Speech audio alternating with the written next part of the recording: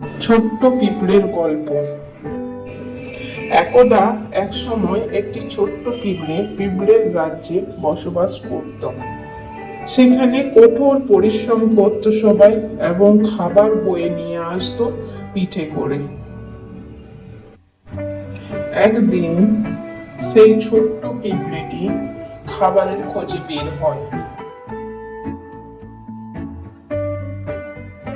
সে দেখতে পায় একটি বড় সুস্বাদু আপেল গাছের তলায় পড়ে আছে। সে তো খুব আনন্দিত হয় এবং সে ডিসাইড করে সে এই আপেলটি পিঠে করে পিঁপড়ের রাজ্যে নিয়ে যাবে। কিন্তু আপেলটি এতটাই ভারী এবং বড় যে সে বুঝতে পারে সে নিয়ে যেতে পারবে না।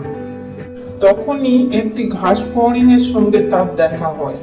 তখন পিঁপড়েটি তার কাছে সাহায্য চায়। ঘাস ফড়িংটি তখন তাকে সাহায্য করে এবং আপেলটি তার পিঁপড়ের রাজ্যে পৌঁছে দেয়। পিঁপড়েটি তার কাছে কৃতজ্ঞ থাকে তাকে সাহায্য করার জন্য। নীতি কথা: কাজটি যতই ছোট বা বড় হোক না কেন, একসাথে কাজ করা এবং একে অপরকে সাহায্য করা সবসময় ভালো। আমার ভিডিওটি ভালো লাগলে অবশ্যই লাইক, কমেন্ট, শেয়ার করবেন এবং সাবস্ক্রাইব করে দেবেন।